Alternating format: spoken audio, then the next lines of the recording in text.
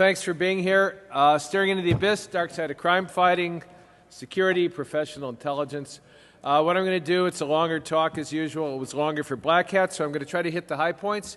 You pick up the CD, and there are, I believe, about 34 pages of documentation supporting what I'm saying. So some of it I will simply refer to, and trust you, if you're interested in seeing that I'm not making it up, look at the CD, and you'll see the support for it. It's got several, let me get this stuff out of the way, it's several parts, and so I'll signal when I'm starting a new one. The beginning is about the fact that I can't get my mind around that this is my 16th DEFCON, and that I keynoted. Yeah, that's for longevity, right, that I am living. And yet there are markers that tell you how you are doing along the way. Within the first couple, London Sunday Telegraph had a piece on something I'd said, and it's referred to me as a father figure for online culture. I thought that was cool. And then about a decade later, some hackers said, you know, you really ought to change that to a grandfather figure for online culture. And then, and then last year, during my talk, someone tweeted, "You may think Richard Thiem is just a deranged old man wandering about the con, but he does actually have something worthwhile to say." And those of you who are young and are amused by this story, just know that this too will be the dots of your trajectory, which will inevitably project into the future you cannot even imagine as your chemistry changes. But keep in mind that what chemicals take away, chemicals can put back. There is... Blessed be the names of those chemicals. Okay, so ideally, as we follow this trajectory over 20 years at DEFCON, or 19, we have a greater sophistication, greater sense of nuance, greater sense of the grayness of all things. We hear about gray hat hackers as if they're one of three. Let me tell you the real definitions. A black hat hacker translates into a hacker. Right? A gray hat hacker is a hacker who knows when it's appropriate to fudge the truth. A white hat hacker is a hacker who put the truth down somewhere and doesn't remember where they put it. It's all gray. It is all gray hat hacking, because hacking and computer science and computer technology and infosec is a subsection of society, and society is all gray, and the longer you live, the grayer it gets, and the more the blacks and whites dissolve into the irreducible middle. This talk is not like many of them are, the useful talks, the practical talks, the talks that tell you 3 things you can do on Monday morning when you get back to work. What I'm trying to illuminate with this is the fuzzier or grayer landscape of our professional and personal lives, and as we grow older, we see they are very much the same for a well-integrated human. So that, ideally, when you come to some of those crossroads in the future that this talk will illuminate, you will remember some of the things I said, because the decisions you will have to make at those moments are not trivial or easy, because the world in which we now live is not trivial or easy, and information security is not trivial or easy. Gosh, there's just so many information security professionals. 2010, Frost and Sullivan said, there are 2.28 million information security professionals in the world, to which a experienced and truth-telling security practitioner said, then it sounds a lot better when you say information security professional to make air quotes. Because that's not what they all are. We are all in this together, all hackers, all hacking is gray hat, and nevertheless, as an industry, which is really what is still this is still about. Black Hat, it's really about that. The industry, like all industries, has developed a narrative which is self-serving. It defines the view of reality which is permissible to speak. It defines the paradigm, and when you define the paradigm up front, you don't have to worry about the answers, because you're determining the very questions that can be asked. And those things of which we are not allowed to speak, we do not have to worry about how people feel or think about them, because they never surface. They remain anomalous or a source of cognitive dissonance or background fuzzy noise. But the fact is, those in the picture of the narrative don't see that there's a frame, and there is a ground of being for the narrative, and that's what I want to illuminate, if I can, some of it, the context, not the content which it is habitual to hear about here or at Black Hat. Things have changed over the years. Years ago, I referred to the creation of the digital space as resulting in real birds in digital cages. I came to that when I was asked by a global public relations company way back when I started writing about this stuff in the 90s. Email was so new that when someone got an email, it didn't even occur to them that the person writing it wasn't right there in their city. So I got an email from someone in London because they had read something I'd written for an English magazine and assumed I was in London. He asked me to come over for a drink after work to discuss doing brand defense. And I called him and said, I'm in Milwaukee. I can't come over so easily, but we can work. We didn't have words for it. We didn't say work remotely then. It was a new concept. But I said, I can do a lot of that from here. We can collaborate. Tell me what brand defense is. He said, well, that's easy.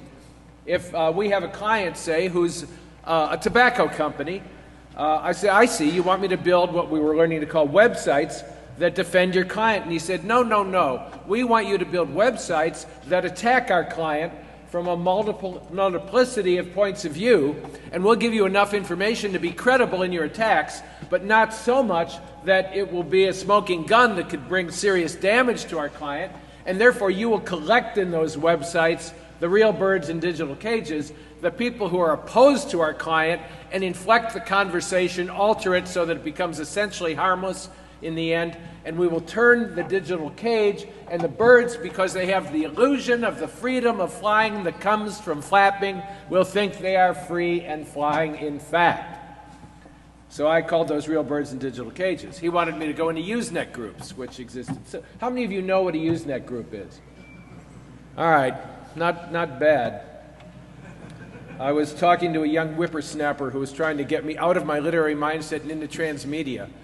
And I said, well, the person who introduced us, we met during the days of the bulletin board, and he said, what is a bulletin board?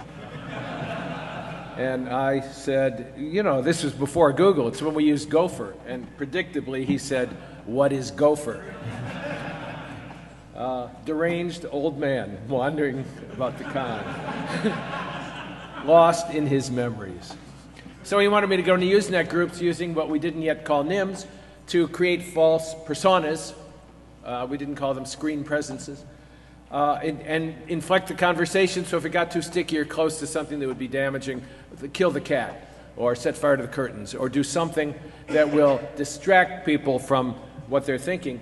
You probably recognize this now as the real world in which we live, the virtually inflected world in which people project themselves into virtual spaces because we evolved to be trusting of our senses, and so we think that what we see is what's there. And the bottom line of everything I speak about and write about is that nothing is what it seems.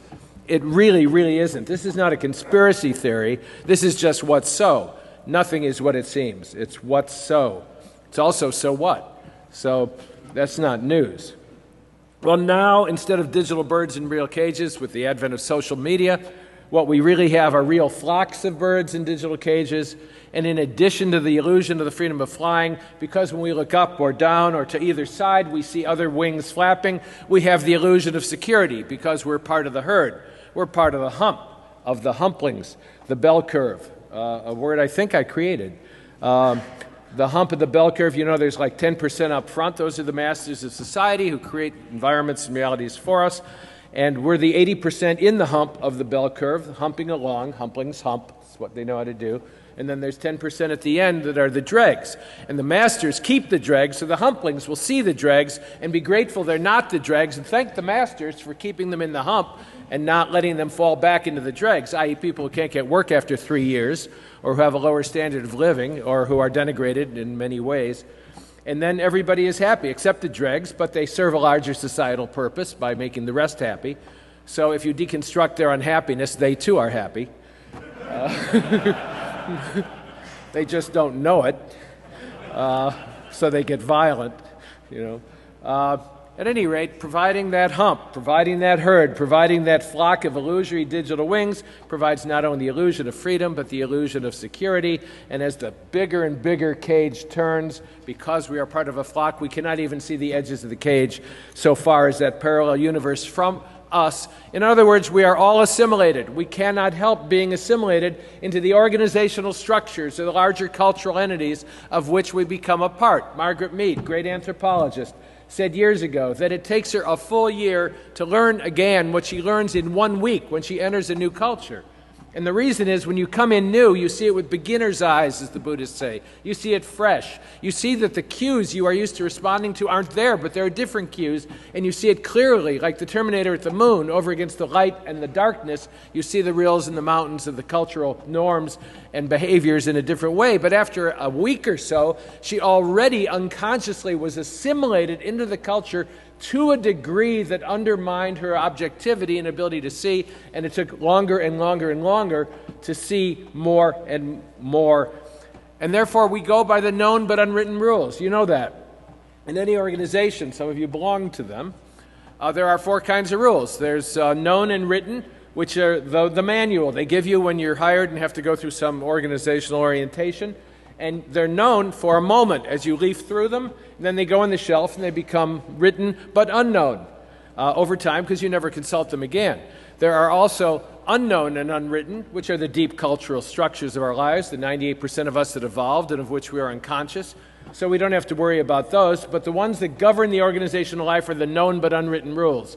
And anybody who succeeds in anything is pretty good at picking up on and intuiting what are the known and unwritten rules and obeying them in order to advance in the organization and keep sustenance and livelihood alive.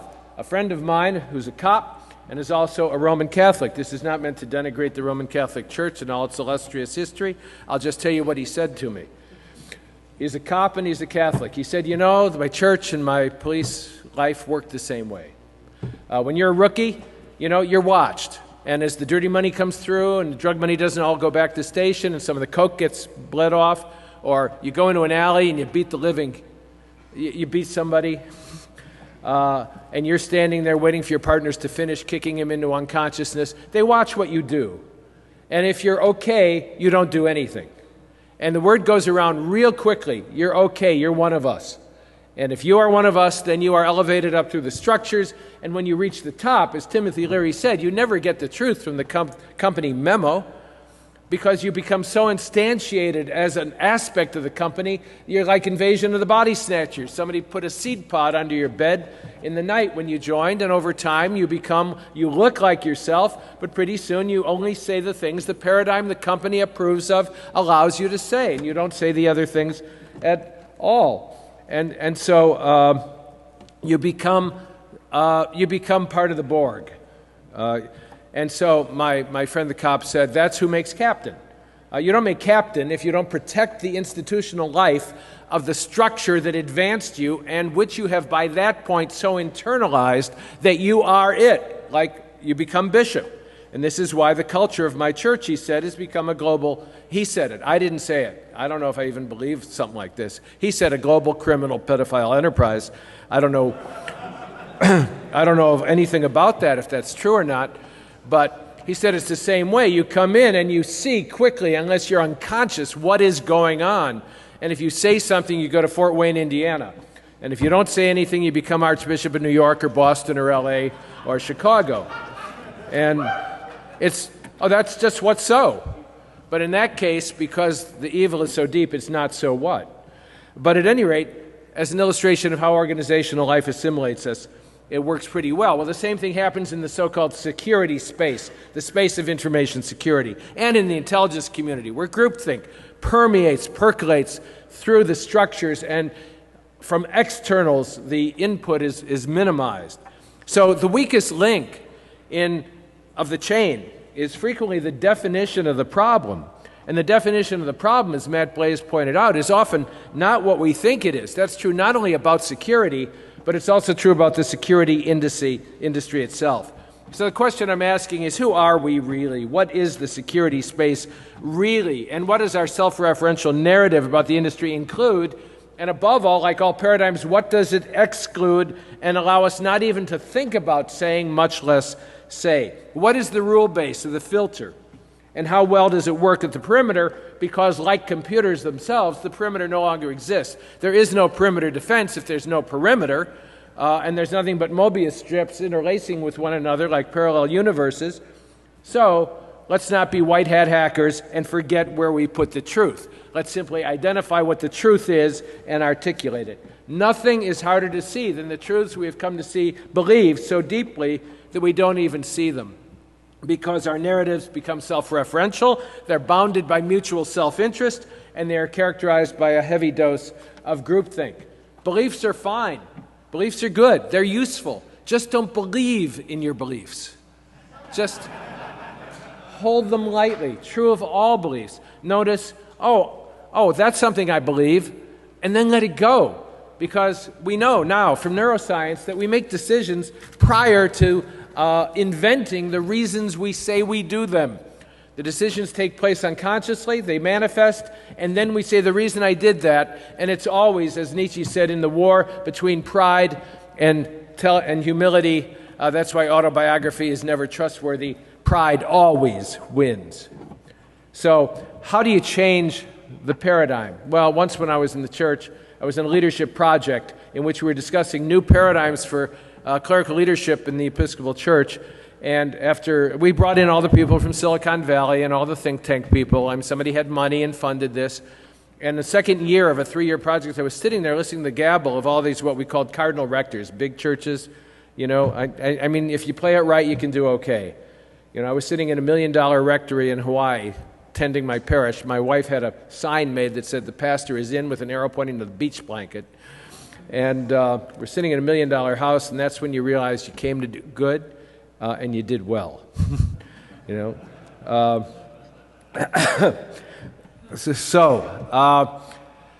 An analysis of the deeper political and economic structures will always reveal behaviors and beliefs in a different light, and it will illuminate our mixed motives and the fact that legitimate and illegitimate enterprises interpenetrate one another deeply, like yin-yang. You know, there's black and white, and they interpenetrate, and the white becomes a little gray, and the black becomes a little white. The overworld and the underworld make up just one thing, one vanilla chocolate swirl of pudding, one complex system. And this also has a serious impact on security and intelligent practitioners, on our psyches, on our relationships, and our lives. When we refuse to face the dark side of what it is we do and its impact on us, then it has even more impact on us, because the more you push it down, the harder it pushes back. Beware, Nietzsche said, lest you stare into the abyss. As you stare into the abyss, lest it stares into you. Cognitive dissonance is always present, and it can lead to serious stress. But if you become conscious of it and work at resolving it, or at least managing the contradictions in your life, it seems to work a little better. What is the goal of becoming conscious? A friend shared a story about an intelligence practitioner who, as a result of someone he had recruited in another country as an agent, the person was discovered, outed, tortured to death, died horrifically. The person who had recruited him, our guy, was struck by it, burdened by it. He started drinking heavily. They had to take his clearances away for a while, put him on a different desk, and send him to a therapist. And I said, but where's the therapist? Well, the therapist is cleared by the agency, therefore assimilated into the culture of the agency. And I said, what is the goal of therapy? The goal of therapy, the answer came back clearly, is to get the guy back into shape, to go back to the original desk and do the work again, which got him into trouble, psychologically speaking, in the first place. I said, well, that's not what I did counseling for 20 years. When I did counseling, the goal was to enhance someone's ability to see the darkness in their own life, see all the contradictions, integrate them into a bigger self, and transcend with wholeness and integrity what they thought had been a burden. And he said, that's not our goal. Our goal is for the guy to get back to work. We're not concerned with wholeness and integrity. And I said, so what happens if he can kind of work, but you're not sure if it all took? He said, then we watch him very, very, very carefully. Well, it has an effect on us. In the days before it became public, I was talking to people who were tortured, and I was talking to people who did the torturing. It started to affect me to listen to their stories. Listening to someone who did torturing talk about, for example, the Uzbeks. You ever work with the Uzbeks? He said it was a novelty when we told the Uzbeks that one of the purposes of torture was to get information. You got it? They didn't know that. They thought it was just something we do. And I was telling that to someone who'd been doing interrogation seriously and well for 17 years, and he said, The Uzbeks, my God, you ever work with the Turks? By which he meant that all they want is a confession. There doesn't have to be a perp, there doesn't have to be a crime. There's a piece of paper, sign it. Oh, you don't want to sign it? That's the way it is. Listening to their stories, oops deaths. The story of medical practitioners, doctors, falsifying death certificates when someone said, oops, lost him, heart attack. Oops deaths. And then used the information they gained from each instance of torture to advance the ability to do torture well the next time. This is medical experimentation on human beings, which was prohibited by Nuremberg, but is practiced. Waterboarding is a red herring. It's an image of something we can imagine not being so bad, as Rumsfeld said, just dipping him in the water or something like that, as if choking to death almost is not so bad because we didn't kill him, except when we did. But the serious torture is not just waterboarding. It's used as an image to distract people from the truth of what it is that we do. But it is not what we are allowed out here in the psychic space of America to talk about clearly. And so as a result, as Jane Wagner said, I'm getting more and more cynical all the time, and I still can't keep up.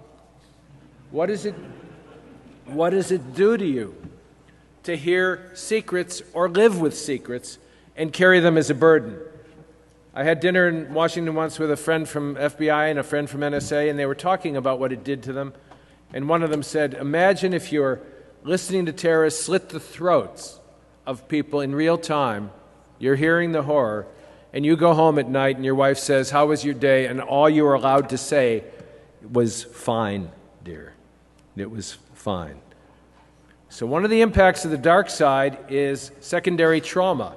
A therapist told me to read about trauma when I tried to engage her, a bioethicist, in a project to look at torture at least before it was in the public domain.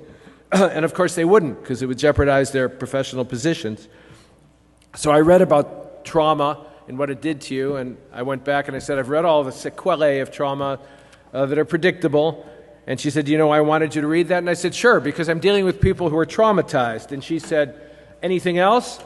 And I said, no, because when you're in it, you can't see it. And she said, you're showing all the symptoms of secondary trauma. My wife said, I could have told you that a year ago, but she was my wife. So, you know, you listen, but you don't listen. But when a therapist you don't know says it, you say, oh, I didn't know that. My point is that by virtue of the work we do in the security space, we often, all of us in America, by virtue of knowing and having these conversations, if we dare to have them, begin to show the symptoms of secondary trauma. It distorts our view of reality. It makes it more binary, and it makes us more paranoid. Not just appropriately paranoid, but wondering what is really going on all the time. And then when they call you a conspiracy theorist for wondering, it makes it even worse because you're not allowed to evolve a conversation, civil discourse about the truth in order to know what it is, because the one thing that holds true is it does set you free to tell the truth and to know the truth and integrate it into your life.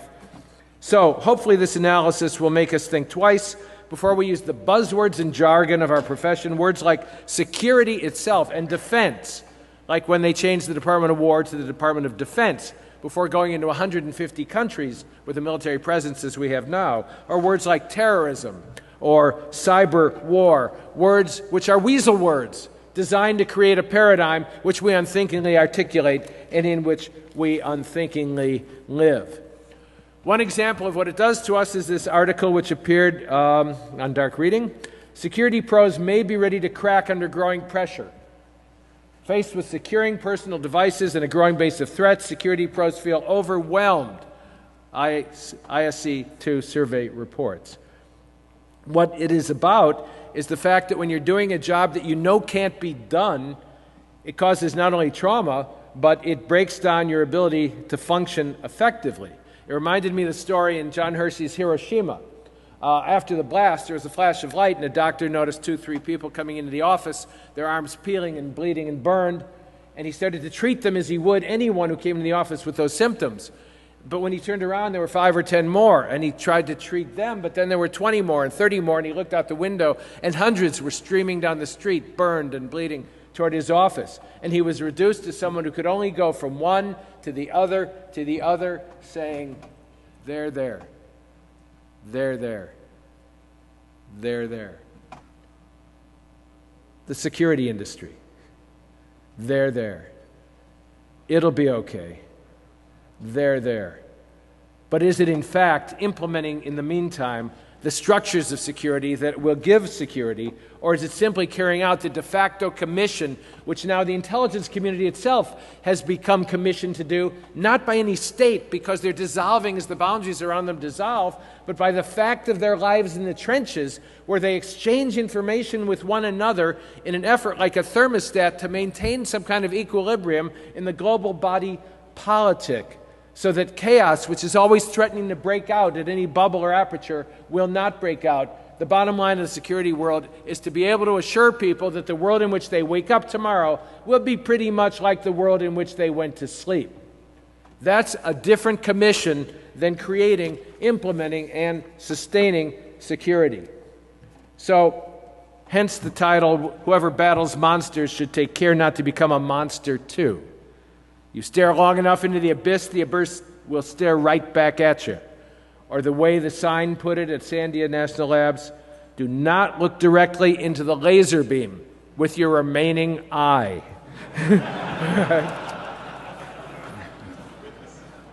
Pretty good. Okay, so security has a context, and what I want to do is turn a little context into content and illuminate the slightly bigger box into which we say we're going when we're going out of the box. It's really just a bigger box. We never get to the end of the biggest boxes of all, the ground of being itself. But Eddie Bernays created context. Do you remember Eddie Bernays? I like to use this example that the publishers asked him to help with selling books, so he went to bright, intellectual people, Nobel Prize winners, said, "Is literacy relevant to America?" This is the 1920s. They all said, yes, yes, yes, signed off on that, called together architects, builders, contractors, said, "Do you want to help build an America viable in the 20th century?" Yes, yes, yes, they all signed up. As a result, anyone coming into an apartment building or house after the 1920s and not before would often find what they agreed to build, which were built-in bookshelves. And then when people came into those apartments or houses, without thinking or seeing it, they bought books. You got a bookshelf, you put on a book. Context into content. Unseen, digital cage, go in, fly, buy books. So, as I say, I want you to believe in your beliefs, but contextualize them differently. Hold them differently. And that does not often happen at security conferences where your beliefs are reinforced and repeated so much that you actually believe in your beliefs. The price, James Baldwin said, one pays for pursuing any profession or calling is an intimate knowledge of its ugly side. Now, I learned that growing up in Chicago. Worked with my alderman until I was through college. I was never once asked to do something legal. You know, typical was when they asked if I wanted to be a precinct captain. I was 18. I said, "Well, yeah, but where's Kitty going?" And they said, "Oh, Kitty's still on." I said, "Well, how can I be precinct captain if Kitty, our precinct captain, is still on?" He said, "Oh, no, no, no." I was so naive. "We need a Republican precinct captain. So you can destroy campaigns, undermine people, and report back as an infiltrator and spy." The problem was that I was 18. You had to be 21 to be a precinct captain. He said, "That's not an issue. That's for the document department, as you know." So the bottom line is you grew up in that environment. I woke up one day in the middle of my young life and said, "My God, the father of every friend I have is doing something illegal." One was in jukeboxes, you know, the Seaberg story. Now that kid is the director of security for Seaberg. And he directs security, all right. Offers you cannot refuse is what they were making to people. Others were in gambling equipment. I found out one was distributing porno. Porno in those days was 16-millimeter films, black and white. You ran on noisy projectors. Not nearly as efficient or effective as just being able to put on your headphones, close the door, and say, "I'm going to be working on this for a while." Right? God bless the digital cage. So what I'm really saying is know yourself, right? I mean, the goal of spiritual growth is to know yourself, to face the worst you think about yourself, see it's not worse, it's human. We're just human, and integrate it into yourself so you can transcend it and be a more actionable agent of what results as what we call freedom as a result of that kind of integration and integrity. In order to do this in the security space, we have to look at what are the deep politics of the security space. I use that term from Peter Dale Scott, who teaches at Berkeley and has written a lot of books like Deep Politics and the Death of JFK. He's not concerned with who killed JFK, because so many people justifiably wanted him dead that it could have been any of them. And any of the scenarios, in the absence of further evidence, could have been the right scenario. It certainly could have been the Cubans. It could have been the Vietnamese payback for Dien being assassinated. It could have been the mafia, of course, because his dad was mafia. His dad grew in Boston, worked with the mafia, distributed liquor, bootlegger. His dad got into such trouble he had to have a sit-down with Sam Giancana in Chicago, my town, and have him take a contract off his head. And they did. They worked it out. I had Charlie Fischetti lived upstairs of our apartment in the apartment building I grew up in Chicago. He was Capone's lieutenant. Until he died of a heart attack in Miami. And you just grew up in this milieu. So anybody could have killed Kennedy, but what he wanted to focus on was the important distinction between traditional conspiracy theory, conscious secret collaborations toward shared ends, and deep political analysis, which is the study of those practices and arrangements, whether or not deliberate, which are usually repressed rather than acknowledged. In the latter, there is an open system with divergent power centers and goals, not a single objective or control point. So it's not like somebody is doing this to us. It's that there's a convergence of mutual self-interest and an unwillingness to acknowledge the truth, for example, of the security industry and what it does. It's kind of like a guy, when I was working on a project on intelligence and ethics with some people, and I talked to a guy in the Navy. He said, we have a moral code. Don't lie, don't cheat, don't steal. We don't say don't kill, because the only reason we exist is to kill. So if you filtered that one in, it would change the paradigm of calling it a moral code or an ethical code or whatever they call it. In addition, as a result of the morphing geopolitical structures into meta-national stage-managed globalism, the sources of power, the references, the points of reference for power in the world are not what they think. Concrete example, I did a talk for the FBI in Chicago, and the special agent in charge of the Chicago office talked about it's not your father's FBI anymore. He said we were instantiated, stood up as a police agency in America, and we don't go foreign. But now, as a result of boundaries dissolving, we have to go foreign and do intelligence all the time. The flip side of that is the CIA was instantiated to break all of the laws it could in its mission in all other countries except ours, but now it's impossible to say where ours ends and the others begin. In other words, foreign and domestic, like natural and artificial in the world of biology, no longer make meaningful distinctions because the grayness and fuzziness in the middle has expanded all the way to the edges. There is no foreign and domestic when you're looking at the sources of power. And what the special agent at the FBI said is, I used to be able to appeal straight up to the patriotism of people we're working with to do X, Y, or Z on behalf of our country, and they find now it is in conflict with their allegiance and the sources of their authority and power and money, which comes from meta-national structures which do not yet have names, but to which the money in its flows continues to point. So I'm not making this up. Criminal structures are sustained or tolerated by police. They always have been. Whitey Bulger in Boston, for example, working closely with the FBI, the integration of crime and legitimacy is the way it is. Crime and legitimacy interpenetrate one another. You can't have one without the other.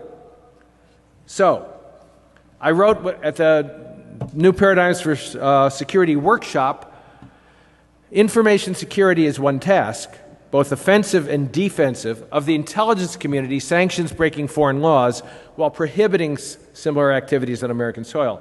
But simple distinctions of foreign and domestic no longer hold. The convergence of enabling technologies of intrusion, interception, and panoptic reach, combined with a sense of urgency about the counter-terror imperative and a clear mandate from our leaders to do everything possible to defeat an amorphous non-state enemy defined by behaviors rather than boundaries, borders, or even clear ideological allegiance, has created an ominous but invisible and seemingly inevitable set of conditions that undermine previous cornerstones of law, ethics, and even religious traditions. Therefore, IT and security professionals exercise an implicit thought leadership because you create the structures that bind and inform society and civilization. Your real charge is not to defend and protect a nation any longer, but to stabilize the world. This is not your father's world anymore either. So we have to assure people that they must wake up in a safe and sane environment, because otherwise things fall apart. Now, we're doing all this in a deeper context yet, in a context of a world within the world, a secretive world, a secret world, which since 9/11 has grown and grown and grown. I had dinner not long ago with someone who helps to write the protocols and policies of governments on intrusion and detection. I said, "Are we ever going to get freedom from intrusion and surveillance back?" She laughed. It was easy. Of course not. She knows how deeply the structures of authority and power have been penetrated by those technologies. We're never going to get them back. In the Washington Post, Dana Priest wrote, "The top secret world the government created in response to the terrorist attacks of September 11th has become so large, so unwieldy, and so secretive that no one knows how much it costs, how many people it employs, how many programs exist within it, or exactly how many agencies do the same work. There are 1,270 government organizations and 1,900 private companies on programs related to counterterror, homeland security, and intelligence in over 10,000 locations across the country. Almost 1 million people hold top security clearances. 33 building complexes for top secret intelligence work have been built just since September 2001. Many security and intelligence agencies do the same work, creating redundancy, 50,000 intelligence reports each year, a volume so large that many are routinely ignored. After it happened, because they were traumatized by it, trauma leads sometimes to speech. Someone described the scene in the office of the director of the NSA when he told senior officials the new executive order mandated X, Y, and Z, and the silence was frozen because he said, "These are things we had been told all our professional lives we did not do. We do not do that because it violates the law and the Constitution." Unless we recontextualize the Fourth Amendment so that it makes some sense in a world without walls, it will continue to have less and less meaningful application. And as Michael Hayden said, when asked if there were not ethical implications or legal implications to vacuuming up the communications of Americans without court order or warrant, he said, "We don't have to worry about those because, quote, we have the power," unquote. That's the world in which we do our work and on behalf of which we do our work, but you do not hear it spoken of at conferences like Black Hat. It is the given. It is the unspoken premise and assumption that the economy based on that secret world will continue to manifest itself as a military, industrial, entertainment, media, educational complex in which the nexus of power, one to the other, is so close and tight that one becomes indistinguishable from the other. In my short story, in Mind Games, I only brought a few, right? Pitch, right? Not supposed to be a vendor pitch. I have half a dozen of these if anybody wants one signed. And for only $5, the few remaining in print Islands in the Clipstream, it's gone all electronic, $5 for that one, $20 for that one, $5 for that. I have 5 of each. It's really a prize, and it will be worth a great deal of money one day. The older I get, the better I was. And when I'm dead, my value will be through the roof. Okay. So we don't usually discuss the simple reality of the sources of research and development in the world which funds our enterprise. It's just a given. People deal with one another. They do not always ask from where the money comes. You do not always know in different false flag operations. 10 minutes? Are you kidding? Jesus. All right, forget that. All right. God, the meat of this, and they're all on that CD, but let me just start rattling them off and make this kind of fit, is what hackers and security professionals really say when we talk to one another in the privacy of our shared spaces. Okay? One stood at the vendor space at Black Hat last year with me and looked out at the sea of booths and the beach bunnies and the booth bunnies, and all the swag, the chocolates and the pens and the glowing lighted balls, and said, do you know, not one of these people can deliver on the promise they make, which is to secure the enterprise. Not one of these people can deliver on their promise. They are selling something that cannot do what they claim, which is protect and secure the enterprise. And when I mentioned that a particular application was based on smoke and mirrors to the editor of a major national information security publication, he laughed and said, Richard, our industry is based on smoke and mirrors. A quote which you heard me say was said by the editor of the magazine, but CNN yesterday reported, and Richard Thiem said the whole industry is based on smoke and mirrors. Every attributed statement I made at Black Hat, they removed the quotes, interwoven things out of context, and brought in statements made by others and wove those in too. It was a nice piece. It just had very little to do with what was actually said and the way it was said. I just point that out. All right, we identify the threats that we can fight, not the threats we cannot fight. We sell what we can sell, not what we can't sell. Cryptography is a great example. Cryptography is the opiate of the naive. Because, sure, it can protect a lot of things, but not if the system is broken. Peter Neumann was talking to Rivest about voting machines, and Rivest said the cryptography is terrific on the voting machines, and Peter Neumann said, yes, but the entire system is broken. And Rivest, the cryptographer, said, that's not my problem. Right? Holistic thinking at its best, right? And he's a really smart guy. I remember someone laughing at the ATM and other embedded device code he was looking at because it was so simple and easy to exploit, one hacker said. In my non-expert opinion, I would say the cell phone stuff is even easier, and another added, mobile device security implementations currently suck more than the abomination that we call mainstream software. Okay? Dan Gear pointed out, by name, the financial world has proven by demonstration that we humans are abundantly capable of building systems we can neither understand nor control. The digital world is insisting on a second round of proof. Just as the greatest enemy of our personal health is ubiquitous cheap food, the greatest enemy of our national health is ubiquitous cheap connectivity. You know that the applications being added by the thousands and the smartphones being added by the thousands simply increase the coves and niches of the coastline of the attack interface.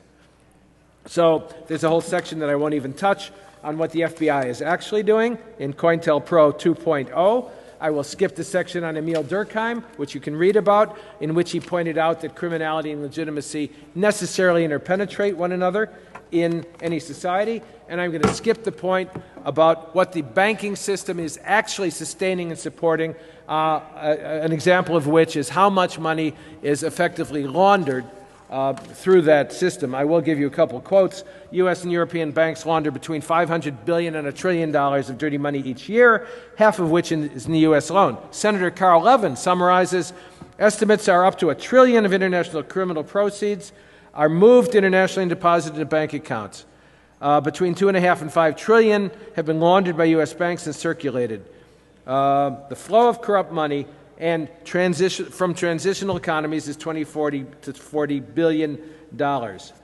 The result of this is without the dirty money, the U.S. economy, external accounts would be totally unsustainable, living standards would plummet, the dollar would weaken, the available investment and loan capital would shrink, and Washington would not be able to sustain its global empire. I'm not making it up. I'm just saying the banks do this, and it's not just American banks. UBS, the Vatican Bank, Barclays, around the world. as well as Citigroup. Bank of America has a beautiful statement on their policies on money laundering, completely contradicted by their actual practice. Wells Fargo, Wachovia, was just fined over $1 million because they laundered over $1 billion on behalf of the cartels in Mexico, which are fighting one another to death, killing over 35,000 people. They laundered so much money through Wells Fargo that it equaled 1/3 of the Mexican GDP, and Wells Fargo's claim was that no one at the bank noticed. Okay. All right, so 3,000 died on 9/11. I'm sorry. I love bond traders and firemen and policemen too. But 35,000 have died in the cartel wars, which are enabled and sustained by the banking system, which it is the primary purpose of the security industry to protect. Who is always cited as the 5 minutes? Okay. Who's always cited as the first line of defense? The financial institutions must be defended and protected so people can know they will wake up in a secure and safe world, as we have been for the last few years, of course. This is just the way it is. All the documentation on all the banking systems I cite and talk about are on the CD. So let's get back to what hackers or security professionals are saying about this. They are saying, in my humble opinion, the focus is on stuff to be placed on top of a flawed underlying foundation. We can never get to acceptable levels of InfoSec unless either A, we rip out the networks and start from scratch, or change the competence of government and corporate InfoSec folks to not tolerate mediocrity and empower them with the authority, resources, and support to do what it takes to do it right. Otherwise, good money goes after bad, and the status quo is maintained. I no longer do pen tests or red teams because nobody learns from what we find. They just want to check the box of compliance. So why bother? I'm not making a difference anymore. Remember what I said about InfoSec professionals beginning to feel overwhelmed by the impossibility of doing the job. Why bother? I'm not making a difference. If clients don't care, except for making a nice profit on a gig, which is where it goes, and you become cynical, then I know I'll be ignored, so why should I? Another said the problem is to tell the truth, you have to, 1, not be a vendor, and 2, be willing to spill the beans on getting owned. There are very few people willing to get up and say, I work security. My job is to prevent intrusions. We get owned a lot, so I kind of fail at my job. Sometimes it is really, really bad, and here's how we deal with it. In other words, manage the risk so people can wake up feeling, oh yes, this or that happened, RSA, etc., whatever. Even when we do our jobs right, we're going to get owned. The real challenge is get business leaders to accept that reality and let us redirect funding to programs that help companies deal with it. Attacks are simple. Defense is hard. It is gradual. It is continual. It is not sporadic. It is elusive. And it is often boring. You do not hear too much defense presentations at Black Hat. You hear attacks because they're sexy and fun, and it's more fun to blow shit up than keep it from being blown up. That's what a hacker does.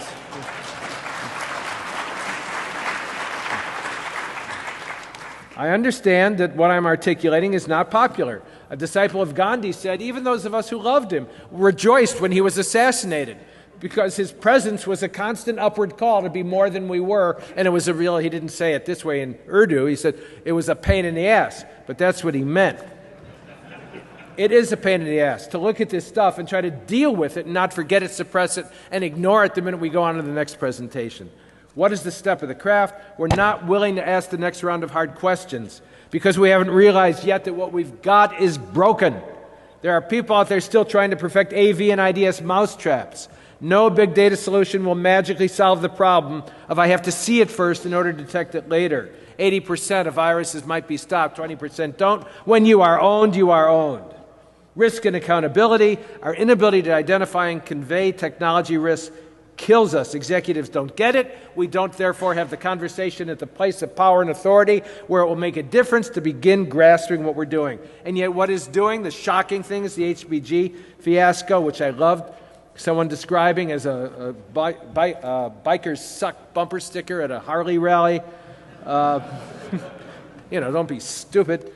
He said software security problems and all sorts of goods and services, check. Greater societal dependence on the technology, check. Greater complexity, check. Everybody selling 0 days to God knows who for money, check. Professional development of digital weaponry, check. A black market economy? Check. Industrial espionage? Check. Leaked information? Targeted? Traded? Check. Intelligence agencies outside the U.S. growing capabilities, like Iran saying after Stuxnet, in the future we will have to consider preemptive action. Those of you who know that Stuxnet is the one in the public, so we can talk about it like waterboarding, but there have been others. And some of them are serious and portend worse things for the future. What keeps me up at night, a guy asked in an interview the other night, what keeps me up at night is when the chief technologist at CIA tells me he can't sleep at night. That's what keeps me up at night. He says reading the FISA intercepts gives him nightmares. But I can't tell you what's in them. Thank you. You've done your job. Secondary trauma? Yeah. The real question is not how much security do I need until I have no risk. It's how much do I need until I can live comfortably with the real risks I am facing. Have the conversation. Okay, I'm finishing. I've only got 10 minutes. Wasn't that an X? Wasn't that a Roman numeral X? Okay. All right. Let me wrap it up. How